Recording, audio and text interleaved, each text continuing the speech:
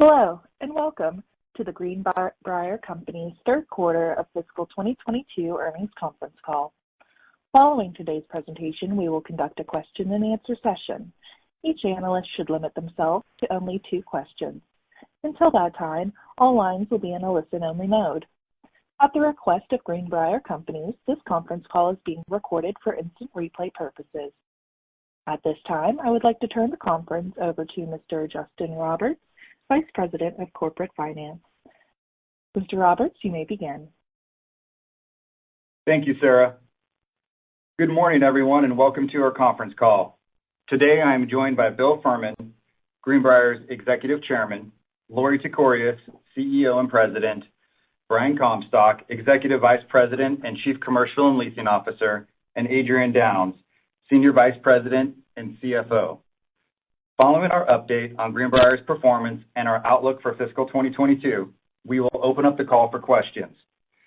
In addition to the press release issued this morning, additional financial information and metrics can be found in a slide presentation posted today on the IR section of our website. Matters discussed on today's conference call include forward-looking statements within the meaning of the Private Securities Litigation Reform Act of 1995. Throughout our discussion today, we will describe some of the important factors that could cause Greenbrier's actual results in 2022 and beyond to differ materially from those expressed in any forward-looking statements made by or on behalf of Greenbrier. And with that, I will hand the call over to Mr. Furman. Thank you, Justin. Well, I've had the pleasure of participating in every quarterly earnings call since Greenbrier became a public company in 1994. Our IPO occurred almost exactly 28 years ago on July 14, to be exact. Today is my final earnings call after turning over the management of the company to our new CEO, Lorie Tekorius. I'm very pleased about all that. I'll briefly offer some comments on Greenbrier and where I believe the company has been and where we're headed under Lorie and our team. My late partner, Alan James, and I started Greenbrier in 1981. We wanted to create a company that would someday grow beyond our own skills and influence. And we did. It was a remarkable journey for both of us and for Greenbrier. We purchased Greenbrier Leasing in 1981 from Commercial Metals Company for $4 million. It was located in Huntington, West Virginia at the time and owned 358 rail cars, many of which were leased to Goodyear Tire and Rubber Company. We entered manufacturing with a single facility in Portland, Oregon in 1985. Today, manufacturing operates on 4 continents at 12 locations. It is our largest business unit, comprising over 80% of our total revenues for the trailing 12 months. Railcar leasing and management services is our second largest core business, with assets of nearly $700 million. Since our IPO in 1994, Greenbrier's annual revenue has increased from $321 million during its first full fiscal year to close to $3 billion at the end of this year. When we concluded fiscal 1994, our backlog was approximately 3,000 units with a value of $150 million. Today, our backlog is nearly 31,000 units with a value of $3.6 billion. At the time of our IPO, we managed approximately 36,000 rail cars, moving up from the 358 we began with in 1981. Today, we manage over 430,000 rail cars, more than 25% of the entire North American fleet. We started with an employee base of less than 10 people. Now we employ more than 15,000 employees serving global markets worldwide. So today, Greenbrier has grown to be a leading freight transportation manufacturer, supplier, and service provider with a global reach that positions it for continued growth. Our ability to adapt and seek continuous improvement has led to growth and scale. It is a legacy that I know the current management team at Greenbrier respects. It helped create this growth, and I know that this will continue. Lori Tekorius, who's been part of Greenbrier for 25 years, is highly skilled at making good businesses better. She's had very serious operating experience and has a commercial background and a good, strong team in both areas as well. Lori will continue to drive innovation at Greenbrier. She will improve its ROIC and its TSR. I expect her, and the board expects her, to expand our leasing and services business, which generate stable cash flows to offset the cyclicality of new railcar demand. In closing, I'd like to say I feel privileged to have enjoyed a lengthy tenure at Greenbrier. Extended careers leading publicly traded companies today are exceedingly rare. I thank our board of directors and our shareholders for their confidence in me throughout. And mostly I'm grateful for the personal relationships I've made with so many of the men and women who helped build Greenbrier. It's been a unique honor to have worked with so many talented and dedicated people at all levels of our business. And beyond the walls of Greenbrier, I appreciate all those I've worked with, had the privilege of working with in the communities where we operate. This includes our joint venture partners, our customers, our suppliers, advisors, bankers, equity analysts, members of Congress, others in the U.S. government, and in other governments all over the world. All of these are valued relationships that enhanced our business, and they also enriched my life in countless ways. To all of you on today's call, I want to thank you for our association. I'm grateful for the opportunity to represent Greenbrier here today in other settings. With some wistfulness, but not regret, I leave my time as a Greenbrier executive officer with a sense of accomplishment, and certainly there's unfinished business. But I know that not all business can ever be finished. Going forward, my role will be in the boardroom, helping Lori and her team grow Greenbrier for generations to come. I won't be on the board for generations to come, only for 2023. But as a fellow investor, I look forward to listening to these calls along with you in the future quarters. There is no doubt in my mind that you will be hearing great things from Lori and from Greenbrier as we move ahead. Thank you, and Lori, over to you. Thank you, Bill, and good morning, everyone. I appreciate you joining us today for a review of our operating results and our perspective on market conditions. Before I discuss the quarter, I'd like to thank the men and women of Greenbrier who work hard to serve the rail freight industry everywhere we operate. I am proud to lead such a fine group that's integral to the movement of essential commodities and provides the foundation for Greenbrier to address our customers' needs through innovative equipment and services. And now turning to the quarter, I'm pleased that Greenbrier delivered solid operating results. The value of our integrated business model was clearly demonstrated by the meaningful impact of our leasing platform, including strong syndication activity, during a quarter that was characterized by a rapidly changing macroeconomic landscape. Likewise, our maintenance services business continued to gain momentum. The dilutive impact of pass-throughs of input cost escalations and reduced production in Europe due to the impacts from the war in Ukraine were headwinds to margins. And despite these headwinds, our aggregate gross margins trended up $21.5 million or 39% sequentially as we moved through the second half of our fiscal year. In our core North American market, railcar production increased. This required a workforce expansion of over 1,500 people while successfully contending with a volatile supply chain. Overall, the manufacturing leadership team performed well, with sequential margin improvement of $19 million or 91% during one of the more complicated production ramps in our history. In Europe, the war triggered a slowdown in production and a pause in order activity after securing orders for 2,300 railcars in the first half of our fiscal year. Europe's economy is recalibrating to the realities of the continuing conflict, with the impacts being felt across the value chain. Pricing and availability of critical materials such as steel have improved, albeit not to pre-war levels, and customers are returning to the market. In maintenance services, strong volumes led to improved profitability. We continue to gain momentum as the action plan we implemented to increase efficiencies in our repair facilities improves our results. Across the economy, Uncertainties regarding inflation, interest rates, commodity prices, and supply chain issues have raised recession fears. At the same time, unemployment's low, wages are rising, and consumers still hold meaningful savings accrued over the pandemic. It's times like these when the strength and significant experience of our leadership team and the flexibility of our business model produce strong, steady results. As we enter the final quarter of our fiscal year, we're encouraged by our momentum and invigorated to finish the year strong. We believe the current challenges in the North American rail system, like network congestion, present opportunities for our business in the months ahead. Strong customer inquiries and shipper outlook are encouraging indicators of future order activity and leasing performance.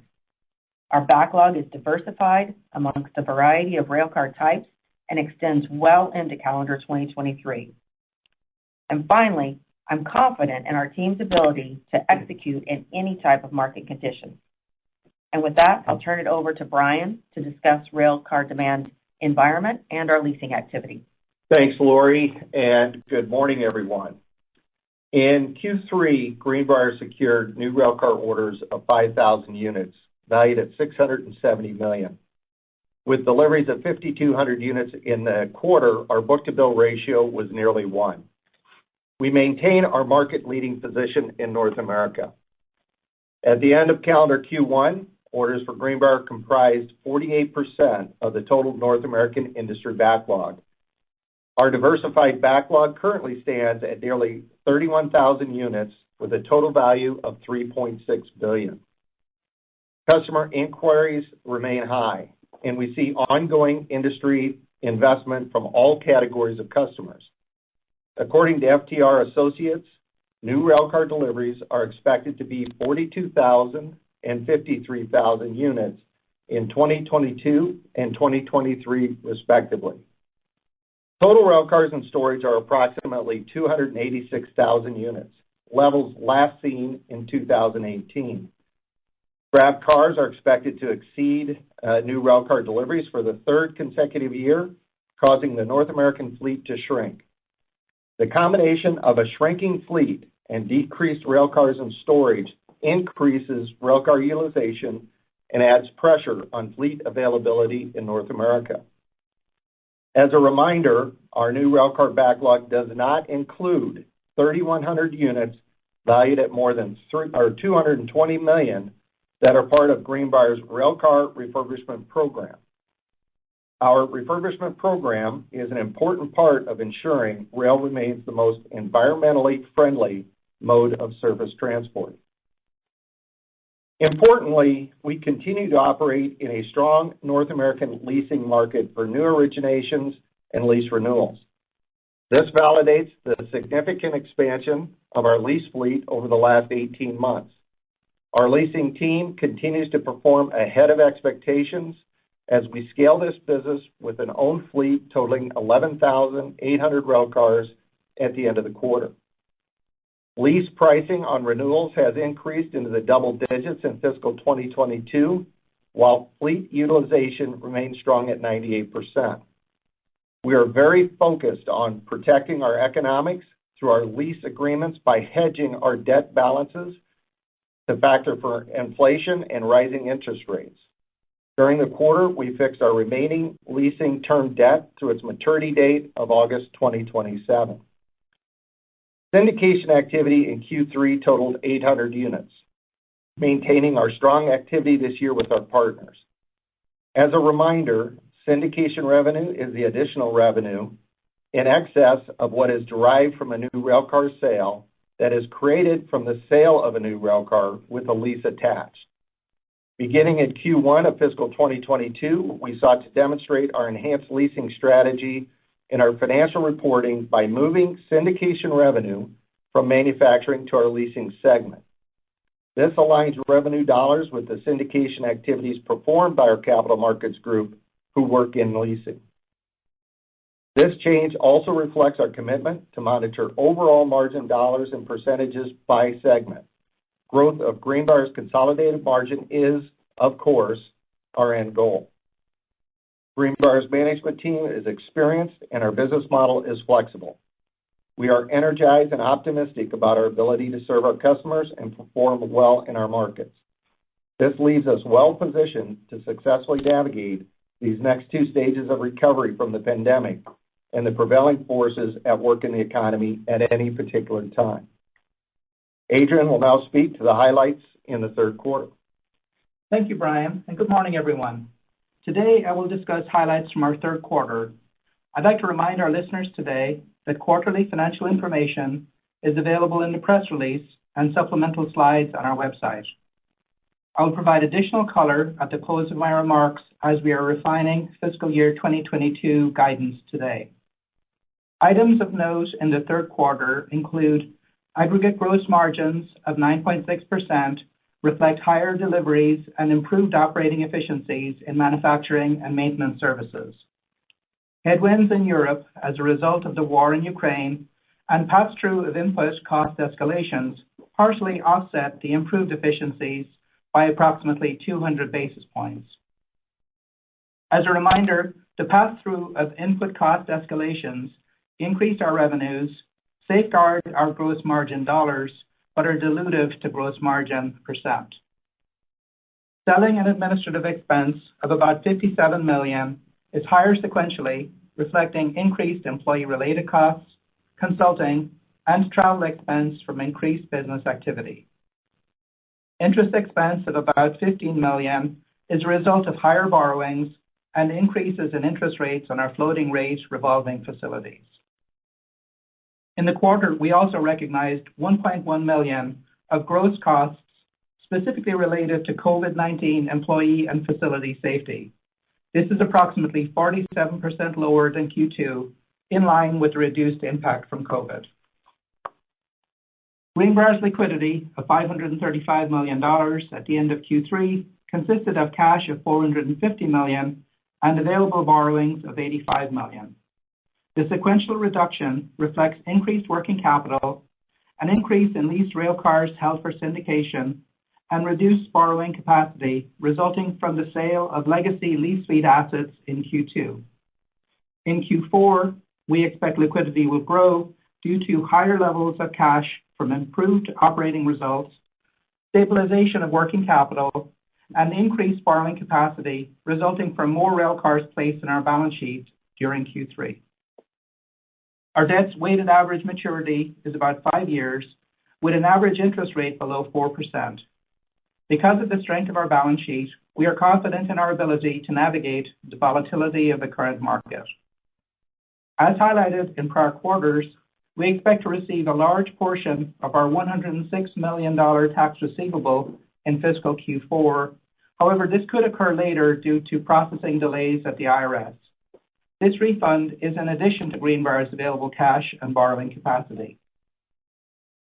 Today, we announced that Greenbrier's board of directors declared a dividend of 27 cents per share, our 33rd consecutive dividend.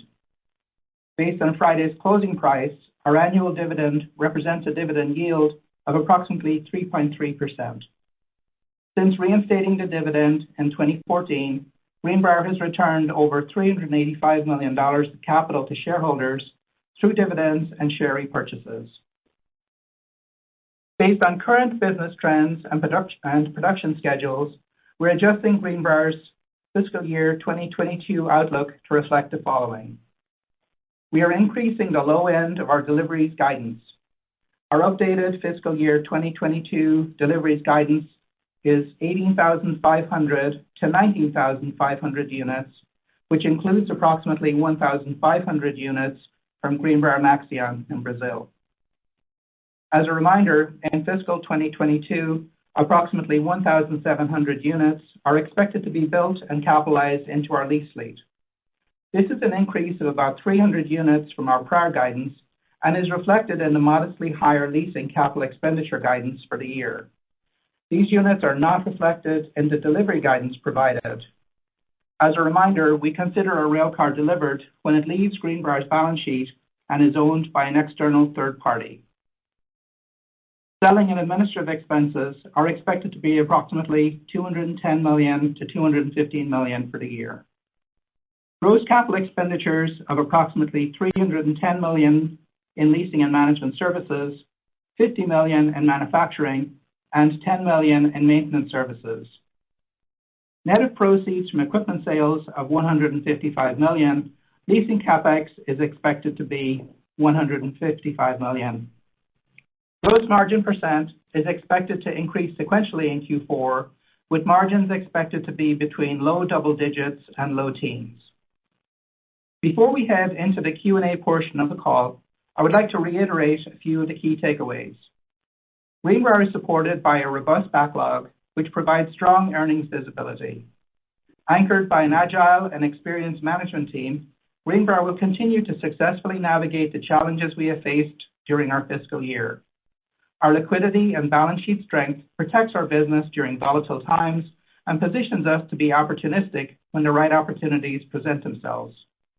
As we look to strongly finish our current fiscal year, we are well positioned to drive shareholder growth and value entering fiscal 2023. And now we will open it up for questions. Sarah? We will now begin the question and answer session. To ask a question, you may press star, then one on your touch-tone phone. If you are using a speakerphone, please pick up your handset before pressing the keys. To withdraw your question, please press star, then two. Please limit yourself to one question and one follow-up. At this time, we will pause momentarily to assemble our roster.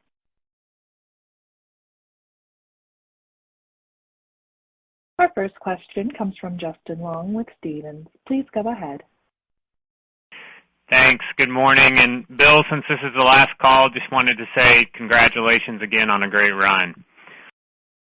Thank you. Thank you very much. Enjoyed working with you. Same here.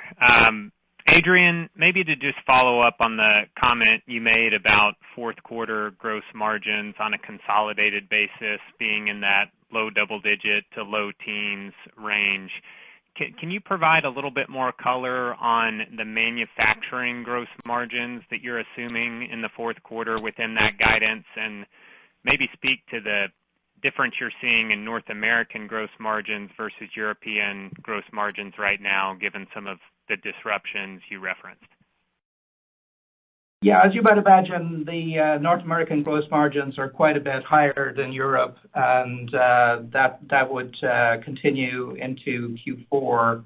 And as you might expect, with that level of increase in consolidated margins, it would be driven primarily by improvement in North American manufacturing margins as well. So you would look to see manufacturing margins in the double digits as well. Okay, that's helpful. And in terms of order activity, I know you talked about European activity for new rail cars picking back up, but I just wanted to be clear, are you seeing orders from Europe quarter to date? And overall, as you think about order activity quarter to date, how would you say that it's tracking relative to the 5,000 orders that you just posted in fiscal second quarter? Hey, Justin, this is Brian. So I'll take that. So I'll start with North America. So in North America, the cadence continues to be very similar to what we've seen over the last couple of quarters. We haven't seen any appreciable slowdown at this stage, and things we're off to a pretty good start here in the quarter. For Europe, now that things are settled in and there's a bit of normalcy as much as there can be in Europe, we're starting to see customers come back to the table, and we have began to secure orders again. So, it's starting to stabilize a little bit over there as well. Okay, helpful. I'll leave it there. I appreciate the time.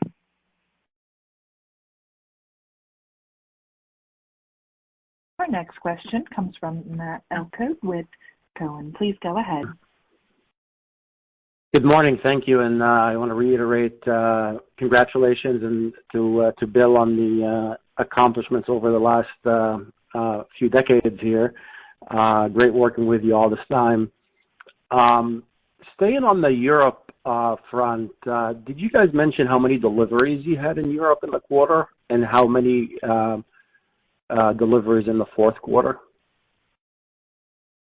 We did not explicitly get into that. I would say that there were less than 1,000 cars delivered in fiscal Q3, and we would expect something similar in fiscal Q4.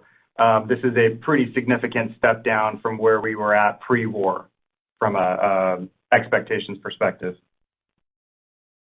Okay, got it. And so we should expect that, barring unexpected macro and geopolitical developments, should we expect that to ramp up to normal levels next year? I think that's the plan, and that's what we're working towards at this point. We have seen that I would reiterate, it is a fluid environment, and some important negotiations with customers to get completed. But at the end of the day, that's what we see. But it is a very challenging environment over there where everybody is basically experiencing pain. Yep, understood. And Justin and Brian, probably, has the mix of orders changed in North America? I mean, the recovery so far in the last 2 years has been driven mostly by freight cars, but it seems like the tank car market, on the leasing side at least, is tightening a bit in recent months. So should we expect that to eventually hit manufacturing orders? And then the other way I'd like to see if the order mix has changed, has the mix of buyers changed more in favor of shippers and railroads as opposed to lessors? Because it seems to me like if you're a lessor, the return dynamics for additions to the fleet don't seem super compelling right now, given equipment costs and interest rates going up. Yeah, so this is Brian, Matt. All good questions. So we have been seeing this year, and I think we'll continue to see that the predominant buyers in the marketplace are shippers. A lot of our leasing activity that we're originating is going directly to shippers, as well as we're seeing more product being purchased by shippers as well. As far as the mix question goes, we're continuing to see pretty much the same diverse mix of product. It's everything from box cars to covered hopper cars. There is still a nice tank car undertone that's been keeping us very busy, and a number of other car types as well. Okay. So, that's very helpful, but I'm back on the shipper versus lessor side. I guess you really haven't seen much large orders by lessors. What do you think it will take for that to change? I mean, many lessors are looking at utilization rates in the 90s, some in the high 90s. I think you're happy, but yeah. Go ahead. Yeah, I think you're at that inflection point now. I think, as commodity prices begin to moderate, which we're seeing, hot rolled coil, plate is still standing pretty strong, but hot rolled coil is coming down. We're seeing signs of, the scrap surcharges are starting to ease a bit. And so, and you do have operating lessors that have an investment appetite that have been sitting on the sidelines. So I think we're basically hitting that inflection point now. A little bit of moderation in commodities will bring them back. As you said, very high utilization rates and a shrinking fleet is putting a lot of pressure on demand. Great. Thank you very much.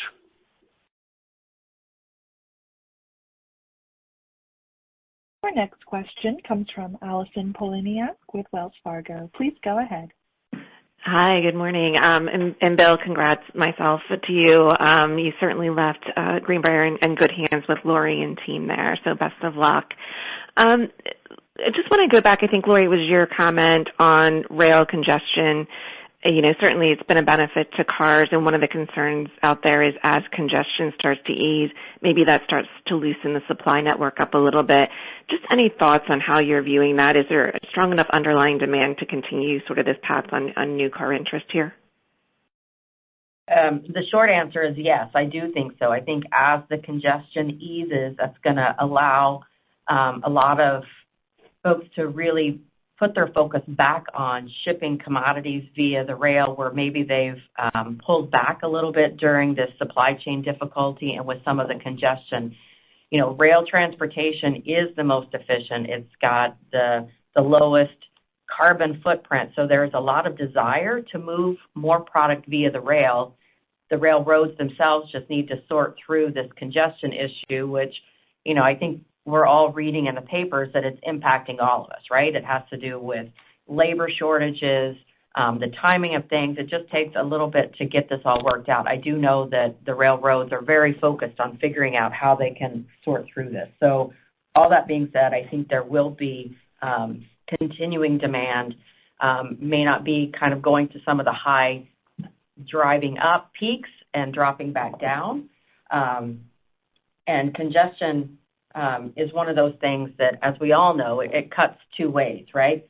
As we incur a bunch of congestion, it could increase costs or it could cut costs. So that's I think it's going to be an area where we continue to see demand. Oh, that's great. Thanks. And then just leasing, I might have missed this, but, you know, obviously double digit, I think you mentioned renewed lease rates. Where are we with term? Are you starting to see that extend in terms of the terms of the leases at this point, or are we still early stages there? Just any color.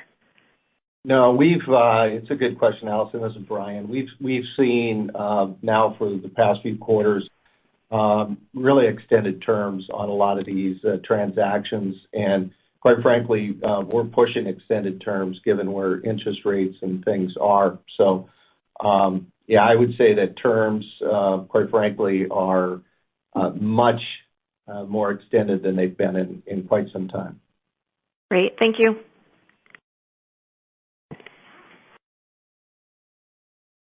Our next question comes from Bascome Majors with Susquehanna. Please go ahead.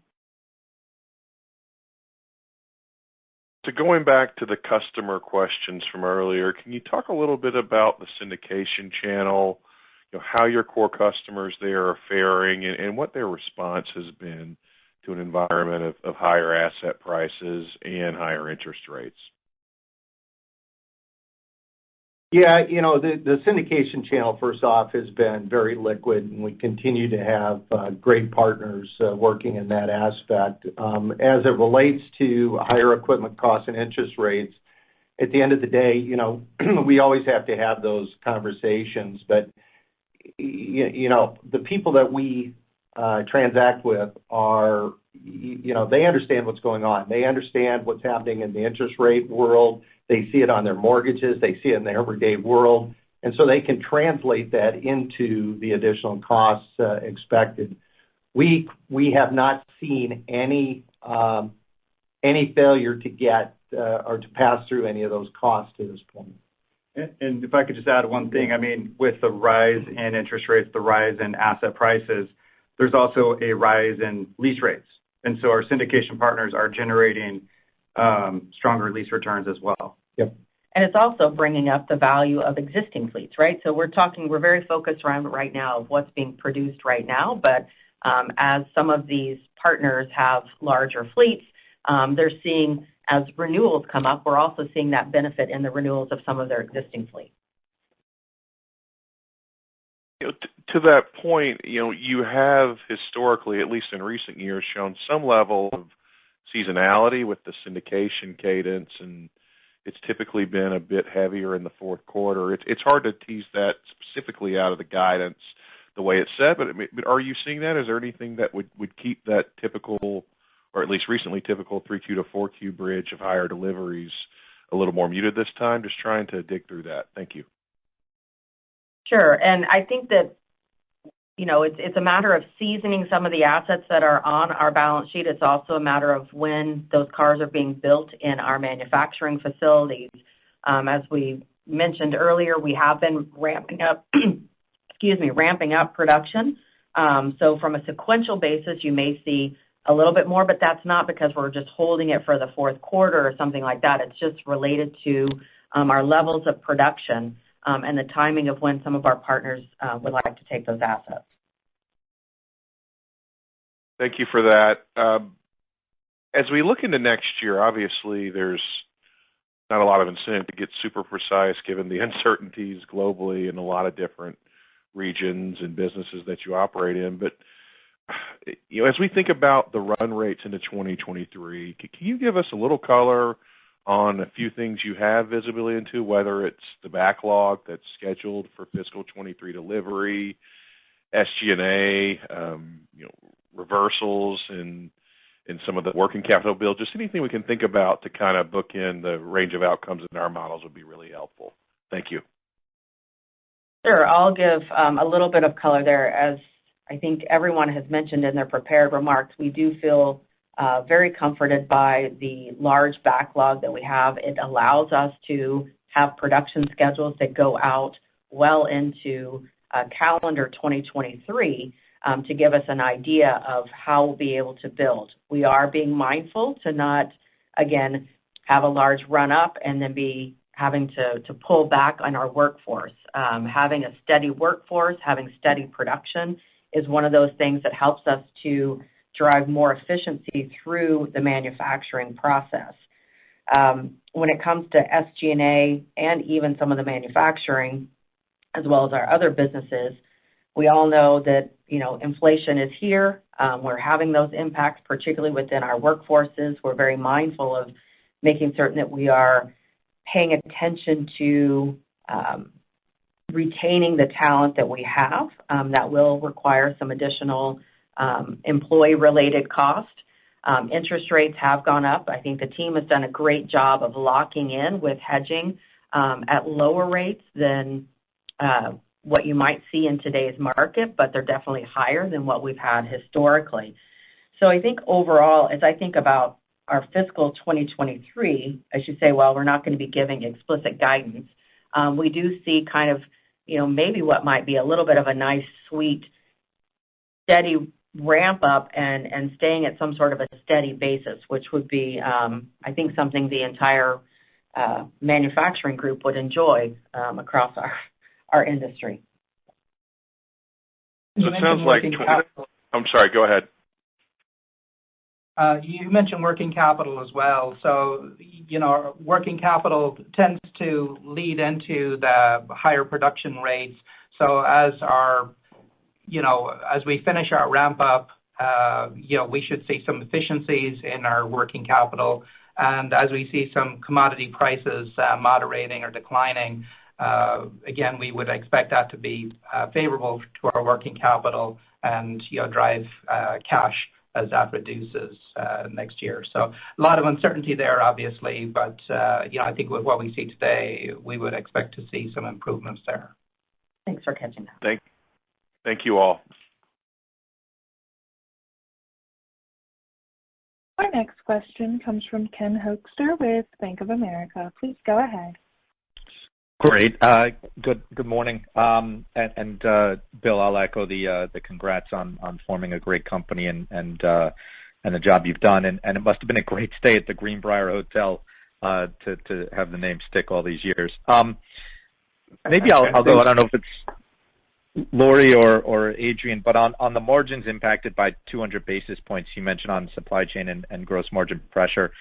Maybe talk a bit about where I think you were targeting maybe low teens into the third quarter and certainly into next quarter. Maybe talk about where did it miss internally to get there? Was that supply chain costs? Was that other costs? Was that the pricing not keeping pace with the inflation costs? Maybe just talk us through some of the cost side there. Hey, Ken, this is Justin. Just to clarify, I think last quarter we spoke to kind of low double-digit to low teens in Q3 into Q4. If you're going to take the 9.6% consolidated and add back the 200, that gets you into kind of 11.5%, which gets us into that low double-digit range. So I think we ultimately felt like we accomplished quite a bit and did what we guided to last quarter. It just was there's definitely some headwinds out there, especially from the escalations in European activity.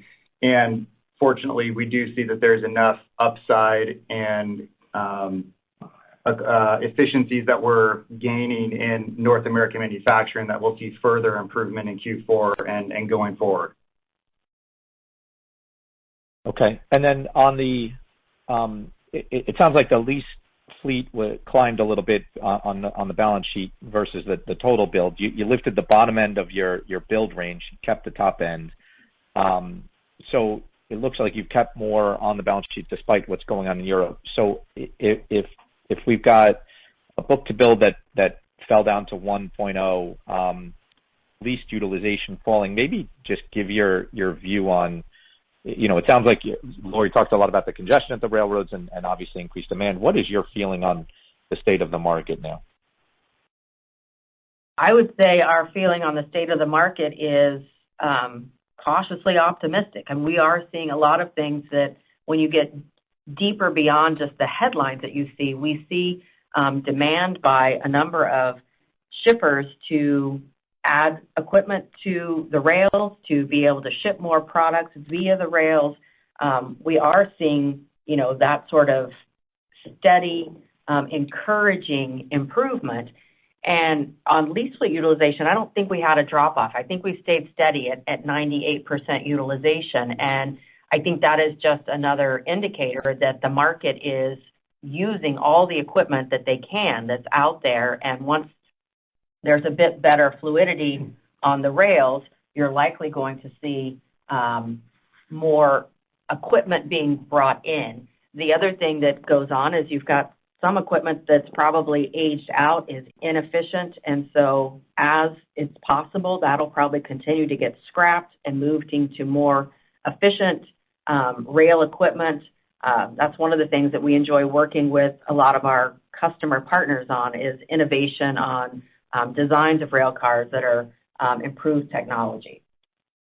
Hey, Ken, this is Brian. On the lease fleet utilization, I just want to hit on one point. With a fleet size of 11,800 cars, it doesn't take many cars to change a percentage or two. And a lot of those leases are transitioning from one lease to another. They're not necessarily in storage. It's, they're going from one customer to another, and they have to go through shop and get repaired. So when you look at 98%, we really feel like we're as close to 100% as we can be, just given the dynamics of how leasing works. And Ken, we did talk about increasing the low end of our deliveries guidance, and deliveries are sales to third parties. So the additional investment in our lease fleet that we talked about and what's gone onto our balance sheet is separate from those deliveries. So it's not driving those deliveries. Yeah. Right. No, I know. That's why it seemed like an encouraging statement if you're lifting the bottom end and putting more into the lease fleet. So just maybe to follow up on that, if I can, it seems like you talked about pricing keeping pace with inflation as your pass through. Typically, we've seen you talked about earlier the values in a rising rate environment on your fleet value. I think in the 80s you had, maybe this is more a Bill question, but you had tax benefits that encouraged investment. What's the environment like today? Is this just more kind of just straight demand? Is there any encouragement in a rising rate environment where you see a focus more on subscribing for assets? This is Brian. Ken, the demand is really demand driven. It's we're not seeing people coming in necessarily for the investment, although the investments are good and our syndication partners are happy with the returns. But the orders that we're seeing are for either expansions or replacement cars. As the fleet contracts, it is demand driven. All right. Appreciate the time, everyone. Thank you. Again, if you'd like to ask a question, please press star then one. Our next question comes from Steve Barger with KeyBanc Capital Markets. Please go ahead. Hey, good morning, everyone. And Bill, congratulations to you. I hope you have a great next chapter. Thank you very much. Appreciate it. You bet. Several of you kind of mentioned the chaotic macro environment. A lot of questions have been directed that way. You all still sound cautiously optimistic, and I think Brian said inquiry activity is still good. So just to ask the question directly, are your customers talking about recession or expressing fears that their own business is set to decline? I think everybody's got an eye on the finish line and everybody's being smart about what they do. Our customers, aren't necessarily focused on recession as much as they're focused on trying to get their product to markets. As you know, the truck market is pretty congested. They're having issues. The rail velocity is congested, and so there's still a lot of supply chain constrictions. That's really what people are focused on, is how do we get our product to market and how do we grow share on rail. And unfortunately, as Lori said earlier in her comments, it's being restricted at this point. Right. Well, with, the inflationary pressures that you've talked about, new car pricing is higher. Have you booked cars so far in 4Q? Yes.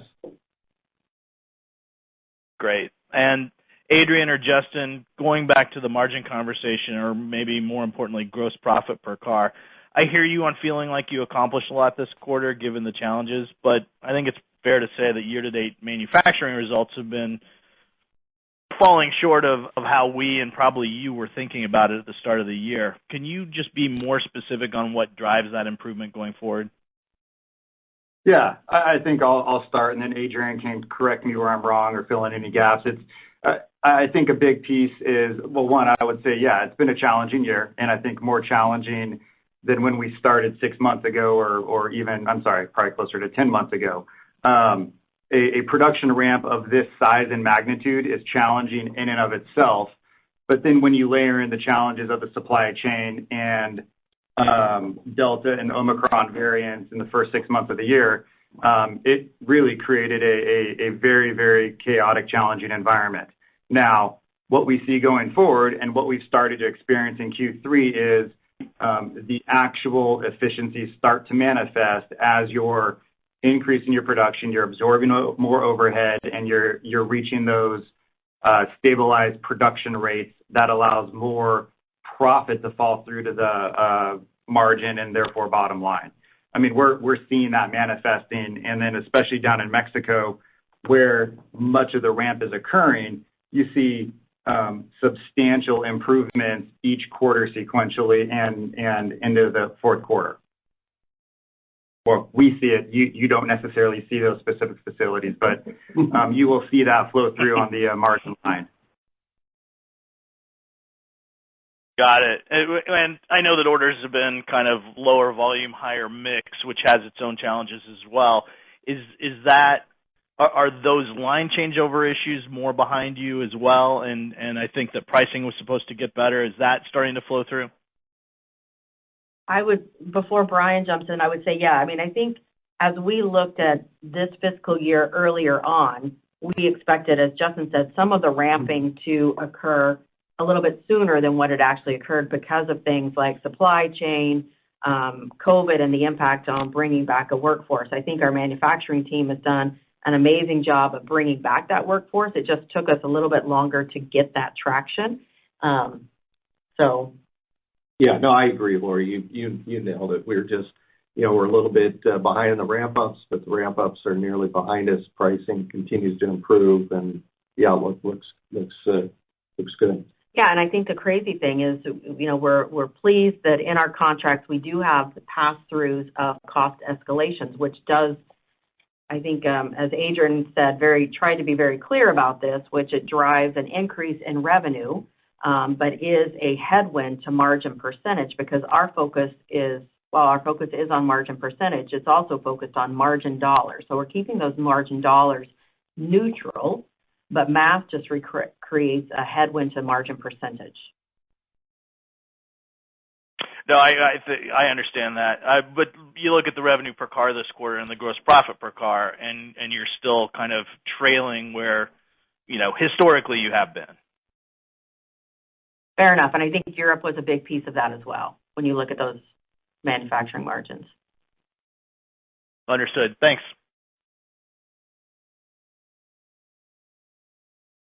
This concludes our question and answer session.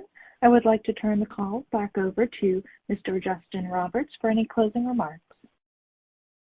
I just wanted to say thank you very much for your time and attention today. If you have any follow-up questions, please reach out to me at either justin.roberts@gbrx.com or through our investor relations email. And with that, I hope everybody has a great July. Have a great day. Thank you. Thanks, everyone. The conference now concluded. Thank you for attending today's presentation. You may now disconnect.